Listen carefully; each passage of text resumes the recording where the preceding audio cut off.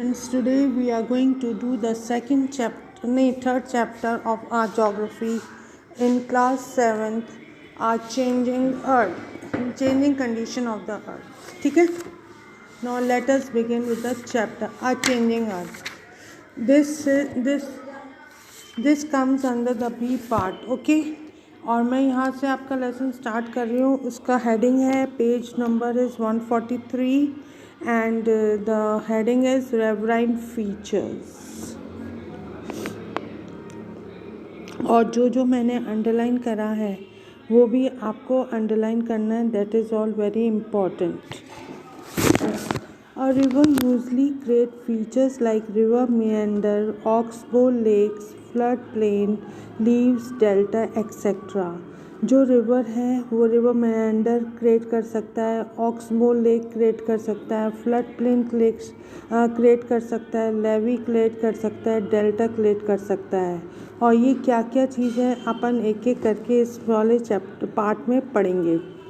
तो पहला क्या आ रहा है आपका, और इसके आपको ना साथ में डायग्राम्स भी दिए हुए हैं.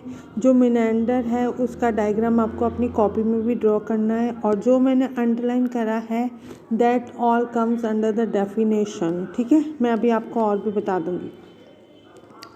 अ meander is a bend in the course of river. और ये ना एक मतलब रास्ता रोक रहा है पानी का आगे जाने से. अ लार्ज कर्व, यहाँ से आप इसकी डेफिनेशन अंडरलाइन करोगे. A large curve in the course of a flowing river is called a Menander.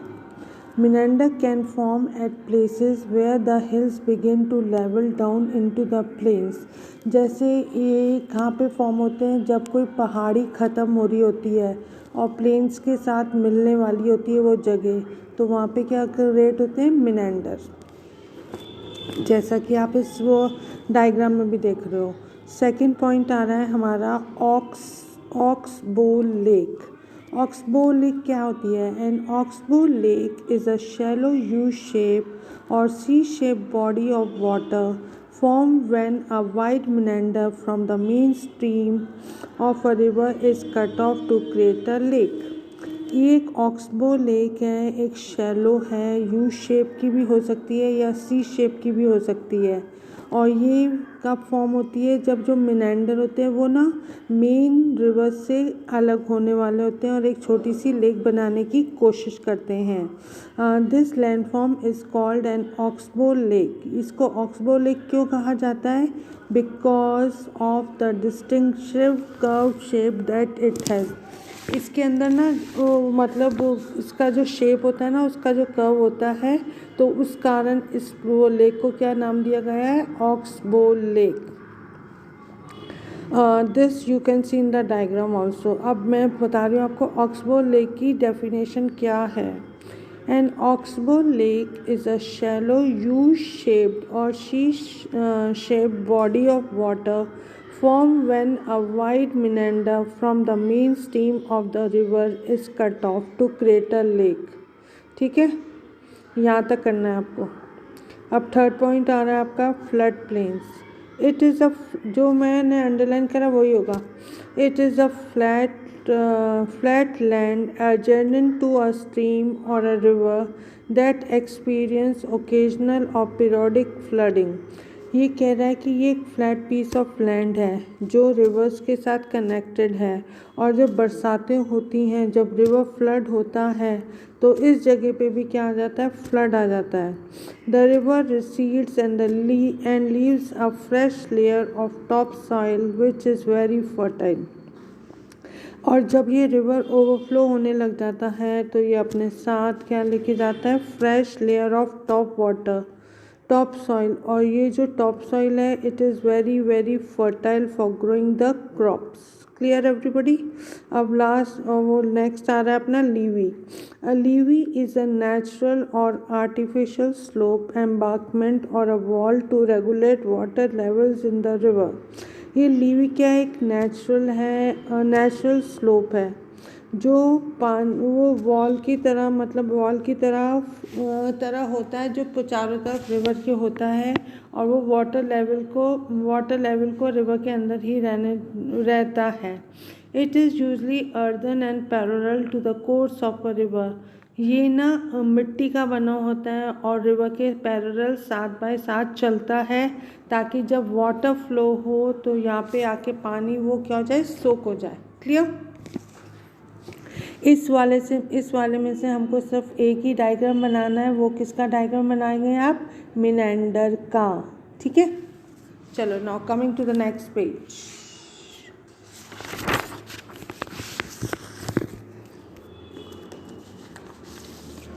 Yes, beta. Delta. A delta is a landform created at the mouth of a river where it flows into an ocean, sea, lake, etc.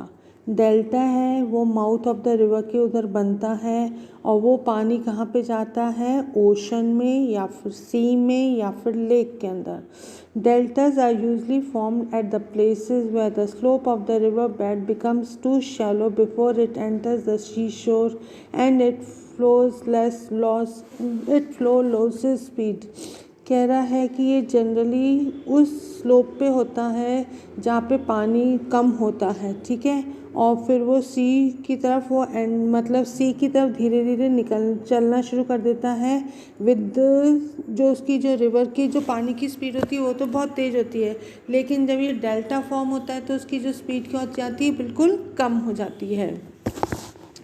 This causes it to lose the sediments it had earlier carry। और फिर जो ये मिट्टी अपने साथ लेके आता है वो धीरे धीरे वो मिट्टी क्या होने लग जाती है? उसकी ख़त्म होने लग जाती है और वो छोटे छोटे पत्थर इकट्ठे होने लग जाते हैं उस जगह पे। As the river flows in a relative flat area, it forms a number of distributaries or stream and the sediment keep collecting between these streams and form the shallow islands. अब क्या हो रहा है? धीरे धीरे यहाँ पे मिट्टी इकट्ठी हो रही है, छोटे छोटे पत्थर इकट्ठे हो रहे हैं, तो ये किसका शेप ले रहे हैं? शैलो आइलैंड्स का, मतलब छोटे छोटे आइलैंड्स का ले रहे हैं। This entire area is called the delta. और ये जो सारा एरिया है वो क्या कहलाता है? आपका डेल्टर। अब now we are going to talk about the second topic, that is landform created by the sea waves. अब हम करेंगे सी केव्स। क्या होती है? केव का मतलब क्या होता है? गुफा। देखो बेटा, sea cave is formed in a rock faces on the shore by the wave action of the sea. The rocky faces on the seashore are eroded over a period of time by crushing the waves. A sea wave is formed in a rock face on the shores। और waves जब वो action में आती है तब ये form होती है। और ये कब होती है? The rocky face on the sea shore are eroded over a period of time by crushing waves.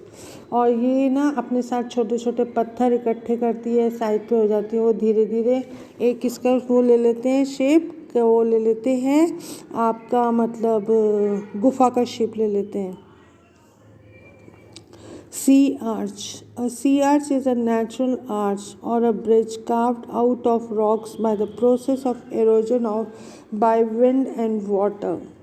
जो सी आर्क हैगी वो एक नेचुरल आर्क हैगी है या फिर ब्रिज कह सकते हो, जो पत्थरों से काट काट के बनता है। और ये पत्थर कहाँ से आते हैं? They either come by the wind और by the water. A sea cave can convert into a sea arch over the time due to the increased erosion of the rock। और ये जो सी केव है ना, ये बन सकती है जब बहुत सारे पत्थर एरोड होके सी के अंदर आएंगे। What is a stack?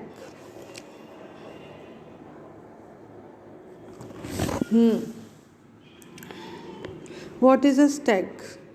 It is a geological landform comprising of a steep and often vertical column or the column of rock in the sea near the coast। Stacks are formed when the part of the mainland is eroded by action of water crushing against the rock। जब ये पानी का जो flow होता है इतना तेज होता है और वो पत्थरों से टकराता है तब क्या फॉर्म होता है? आपका स्टैक।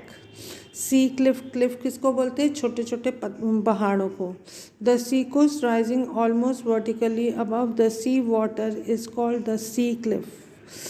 सी बीचेस क्या होती है? The sea shore which is flat and the waves leave behind sediments at these places in the form of fine sand are called the beaches. आप लोगों ने जैसे मरीना बीच देखी होगी या चौपाटी वगैरह देखी होगी, बॉम्बे की चौपाटी, तो वहाँ पे जो मिट्टी होती है वो कैसी होती है? फाइन सैंड पार्टिकल्स होते हैं। अगर आप उस एरिया में जाओगे, ठीक है, वहाँ पे खड़े होके देखोगे तो आपके जो पाँव है ना, वो मतलब ऐसा लगेगा जैसे ही सी वेव्स आएंगी तो ऐसा लगेगा कि आपके पाँव अंदर धंसते जा रहे हैं।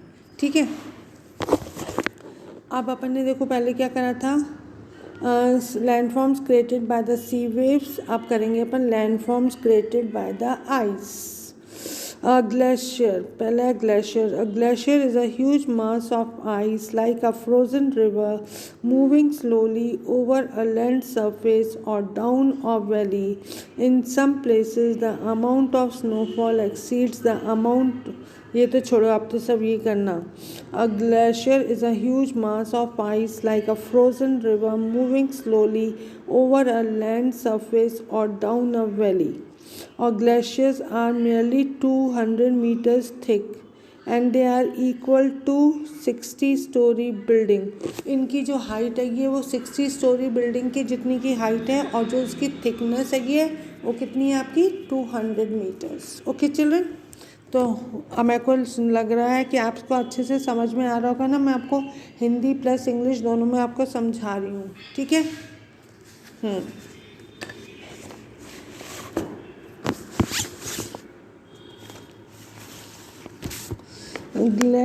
glacial moraines. As the mass of ice in a glacier slides down, it erodes the soil and rocks on the side of the valley through which it passes. Suppose देखो हिमालय के उधर बर्फ़ बहुत हो गई है, ठीक है, अब गर्मियाँ आई हैं तो जो आइस है वो क्या हो रही है? पिघलनी शुरू हो रही है। जब वो पिघल रही है तो पहाड़ से नीचे आ रही है, और पहाड़ के वो अपने साथ साथ क्या लेके आ रही है? मिट्टी लेके आ रही है, रॉक्स लेके आ रही है, और वो कहाँ पे आके रुक रही है? वैली के उधर आके रुक रही है। The soil and the rock debris collect and move along with the mass of the ice is called the glacial moraine. और moraine is thus any glacial form accumulation of unconsolidated derbies which can occur glaciatically region में। आपको तो ये ध्यान रखना है कि ये क्या है, कि ये जब आपकी स्नो मेल्ट होती है गर्मियों के अंदर बहुत तेज़ धूप के कारण, तो वो मेल्ट होके जो पानी के साथ नीचे आ रही है वैली के अंदर, तो अपने साथ साथ क्या लेके आ रहा है? पत्थर लेके आ रही है, मिट्टी लेके आ रही है, और वो उस वैली को वो क्या कर रही है? बिल्कुल फर्टाइल बना रही है। और जब वो ऐसे करती है then it is called the glacial moraines. ठीक है, अब हम करेंगे features created by the wind.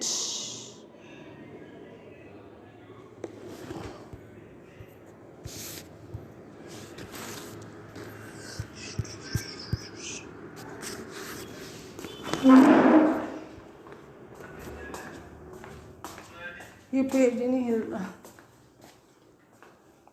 Next page,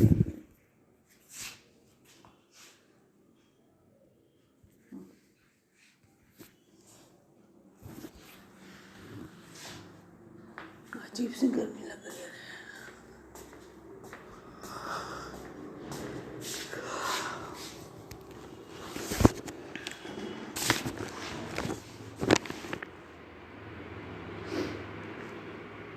mushroom rocks क्या होते हैं? Mushroom rocks are also called the rock pedestal. They are one of the most visibly striking manifestation of the process of erosion and weathering. These are usually found in the desert areas. Wind blowing at a high speed erode at the lower part of the rock more than its upper part. This is because the sand particles blown along with the wind, being heavier, remain close to the ground. हाँ भाई, अब सुनो, mushroom खाए हैं आप लोगों ने? Mushroom मटर एंड ऑल आपकी मम्मा बनाती होगी ना, ये जनरली आपकी आती है सर्दियों के अंदर सब्जी।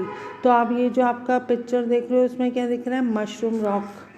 ठीक है, मशरूम रॉक क्या होता है? रॉक पेडेस्टल होता है। They are one of the most visibly manifestation of the process of erosion and weathering. और ये जनरली कहाँ पे फाइंड आउट होते हैं, आपके डेजर्ट एरिया के अंदर फाइंड आउट होते हैं।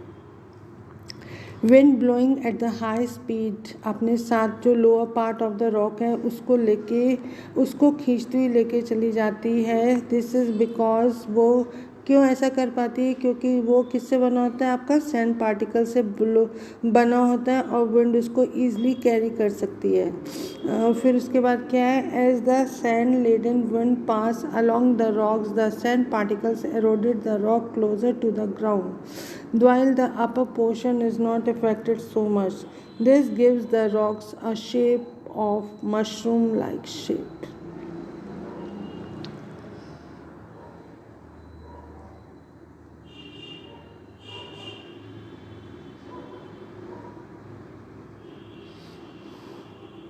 तो देखा, what are mushroom rocks? They are rock pedestal.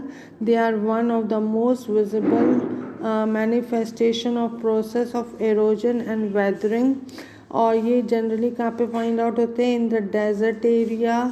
Wind blowing at a high speed eroded the lower part of the rock, और वो उसको ईजिली कैरी करती हुई चली जाती है और वो ऊपर वाले पार्ट को वो उसके साथ निकल पड़ता है, ठीक है।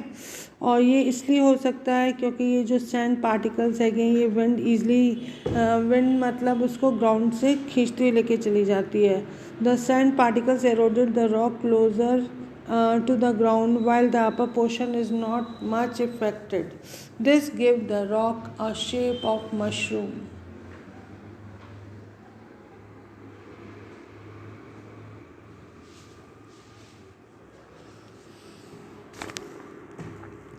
So children, now we are going to do the next part, that is the sand dune. Sand is formed by the continuous erosion of the rock surface by fast blowing winds. Wherever the wind loses speed, it deposits the sand it carried and a hillock of sand is formed. This is called the sand dune. अब देखो इसको क्या बोलते हैं, रेत के पहाड़। और dunes keep changing their shape and size depending upon the interaction with the wind. Most dunes are longer and windward side, whereas the sand is pushed up a dune and it is shorter at the leeward side. अब अपन करेंगे Lewis's. When very fine grain sand which is very light get blown subsequently get deposited over a large area, it is called the Lewis's. Lewis's deposits are several meters thick. Lewis's are found in the region of China. अब अपन एक case study करेंगे, earthquake जब नेपाल के अंदर आया था। On the 25th April 2015, around noon, an earthquake measuring 7.8 on the Richter scale struck Nepal. कह रहा है एक earthquake आया दोपहर के टाइम में, 25 अप्रैल का दिन था और ईयर था आपका 2015, और earthquake की जो स्पीड थी वो कितनी थी आपकी, 7.8. It was followed by over 100 aftershocks over the next few days. इसके बाद जो 100 मतलब झटके लगे थे in the next few days के अंदर। और it is epicenter was in the, इसका जो एपीसेंटर था, जो इसका प्रेशर था वो कहाँ पे था आपका, नॉर्थ सेंट्रल नेपाल। और हाइपोसेंटर कहाँ पे था, हाइपोसेंटर कितना था आपका, 8.2 किलोमीटर बिलो द सरफेस। और ये स्ट्रॉन्गेस्ट अर्थक्वेक था इस रीजन का, और ये ऐसा अर्थक्वेक 80 साल पहले कभी आया था। The tremors were so strong that they were felt several hundreds of kilometers away. It destroyed nearly all the buildings in the capital city of Kathmandu and the surrounding areas. इसने बहुत सारी buildings को destroy कर दिया था, capital city Kathmandu को भी destroy कर दिया था, और उसके आसपास के जो रीजन्स थे उसको भी इसने क्या कर दिया था, डिस्ट्रॉय कर दिया था।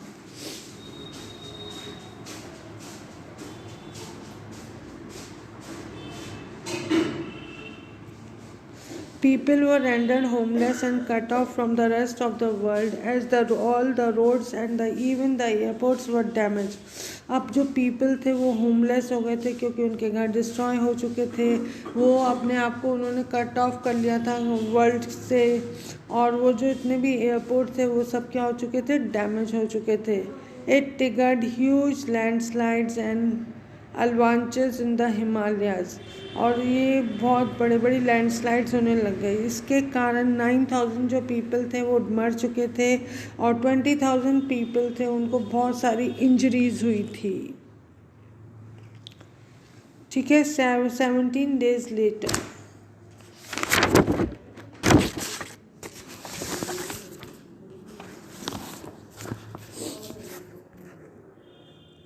अर्थक्वेक फिर एक और आया उसी रीजन में, और उसकी जो लेंथ थी वो कितनी थी आपकी 7.3 ऑन द रिचर्ड स्केल। फिर उसके बाद अगर फिर एक और डिज़ास्टर हुआ, फिर उससे entire population of the country was destroyed. The massive earthquake destroyed nearly 6 lakh homes and another 3 lakhs were damaged. They become unstable and insecure. The maximum impact was felt in the remote areas. इसका जो ज़्यादा असर था वो कहाँ पे देखने को मिला था आपको, रिमोट एरिया के अंदर देखने को मिला था। और फिर उसके बाद क्या है, It made rescue and relief operation difficult due to the failure of electricity, communication and road network. फिर India was one of the country to send support in the form of tents, blanket, medicine, foods and clothing. Even rescue teams were flown in. Many other countries and the organization provided relief to the disaster-struck people. Rescue teams and the research operation worked find the survivor dead bodies and set up the camps for the people rendered homeless. The task feeding, giving healthcare, medicines, clothes and other essential facilities was mammoth one, but the collective effort of several government NGOs and the individuals were able to save the lack of people. और इन लोगों ने ना इस time बहुत सारी help करी थी India के लोगों ने और NGOs वगैरह ने, तो इसके कारण ये लोग बहुत लोगों की जान भी बचा पाए थे बस। तो बेटा इसके साथ हमारा ये चैप्टर हो गया ख़त्म। मैंने इसके अंदर आपको कुछ ऐसे क्वेश्चंस दिए हैं जो बिल्कुल शॉर्ट हैं और वो सब आपको क्वेश्चंस करने हैं। ये आपका जो होमवर्क है आपको 24 को सबमिट करना है और सबको एक एक जने को होमवर्क करना है, क्योंकि आने वाले टाइम में होमवर्क के जो नहीं कर रहा है उनके मार्क्स कटेंगे और जो रेगुलर कर रहा है उसके मार्क्स मतलब उसमें वो कुछ परसेंटेज उसका ऐड होगा। Clear everybody? So my dear children, you have to complete your work without any fail, और आपको अपने ऐप के ऊपर सबमिट करना है ये वर्क अपना, और बिल्कुल सिंसियरली करना है। अभी तो देखा ना आपने जैसे फर्स्ट टर्म में कैसे मिडिल में से क्वेश्चन आए थे, अब आपके सेकंड टर्म में भी ऐसे ही आएंगे क्वेश्चंस। तो बेटर है अपन साथ के साथ करते जाएं और ये चैप्टर की रीडिंग अच्छे से कर लें ताकि हमको कोई लास्ट में कोई कन्फ्यूजन नहीं हो सके। ठीक है बेटा?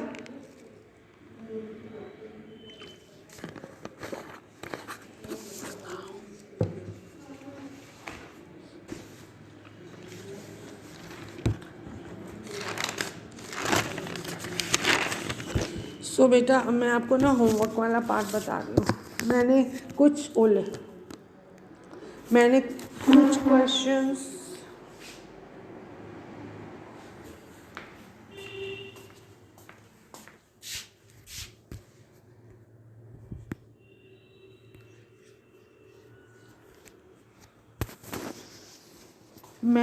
क्वेश्चंस आपको ना बीच में से दिए, ज़्यादा बड़े नहीं, ओनली सिंगल लाइन के गए, और ना एक आपको इसमें डायग्राम बनाना है मिनेंडर का जो मैंने अभी आपको बताया था बेटा। ठीक है, चलो let us begin. What is Menander? A large curve in the course of flowing river is called a meander. अब आपको इसका डायग्राम बनाना है जहाँ से अपन ने लेसन स्टार्ट करा था। ठीक है बेटा। What is an oxbow lake? An oxbow lake is a shallow U-shaped or C-shaped body of water formed when a wide meander from the main stream of river is cut off to create a lake. Next question आ रहा है अपना, what is flood plain? It is a flat land adjacent to the stream or river that experience periodic flooding. What is a delta? It is a landform which is created at the mouth of a river where it flows into an ocean, sea, or a lake. What is a glacier? A glacier is a huge mass of ice like frozen river moving slowly over the land surface. बेटा tick the correct के अंदर आपको direct answer लिखने हैं। मैंने आपको answers बता दिए हैं। फर्स्ट का है बी, सेकंड का है सी, थर्ड का है ए, फोर्थ का है ए एंड फिफ्थ का है आपका बी। और मैच द फॉलोइंग के आंसर्स हैं आपके। फर्स्ट में आएगा रिवर ऑफ आइस, सेकंड में आएगा रिवर, थर्ड में आएगा सी शोर, फोर्थ में आएगा डेजर्ट, फिफ्थ में आएगा आपका हार्ड बेड रॉक। अब एक और क्वेश्चन आ रहा है, ये वाला भी आपको करना है। Why do the plates move? The movement of the molten magma inside the earth result in the movement of the plates. What are sand dunes? What are sand dunes? Sand dunes क्या होते हैं बेटा? When the wind blows, it lifts and transports sand from one place to another. When the wind stops blowing, the sand falls and get deposited in the low hill like a structure. These are called the sand dunes. They are mostly found in the desert area. How are beaches formed? The sea waves deposit sediments along the seashore. This results in the formation of the beaches. बेटा देखो बेटा, अपन को कितने question करने हैं? 5, then 6, 7 और ये आपका 8 तो क्वेश्चन है। और ना उसके बाद टिक द करेक्ट भी है और मैच द कॉलम भी है। ये सब आपको करना है आपकी कॉपी के अंदर। और जो भी मैंने इसमें क्वेश्चंस दिए वो सब करने हैं और आपको याद करना है। और आपको अपने फ्री टाइम के अंदर आपको ये लेसन की रीडिंग भी करनी है, ताकि इन फ्यूचर जब टेस्ट होंगे जो बीच बीच में से क्वेश्चंस आएंगे तो आप उसमें ज़्यादा कंफ्यूज नहीं हो। ठीक है बेटा? वैसे तो अब की बार सबने अच्छा करा है, फर्स्ट अटैम्प्ट था, कैसे करना था and all, everybody has done the paper very nicely. और बस एक चीज़ आप लोग नहीं करते, कुछ लोग होमवर्क नहीं करते, दैट इज़ वेरी बैड। क्योंकि फ्रॉम नाउ ऑनवर्ड जो लोग होमवर्क नहीं करेंगे उनके मार्क्स में वो जो आपका ये जो सारा वर्क हो रहा है ना उसके भी मार्क्स दिए जाएंगे। तो सब वो रिकॉर्ड बन रहा है आपका कि कौन कौन होमवर्क कर रहा है, कौन कौन नहीं होमवर्क कर रहा है। अब मैं तो आपको बस वार्न ही कर सकती हूँ कि आप अपना होमवर्क रेगुलर करते रहिए, लेसन की रीडिंग करते रहिए, जो जो क्वेश्चंस दिए गए हैं वो आप अपना वर्क कंप्लीट करके रेडी रखिएगा। ओके बेटा?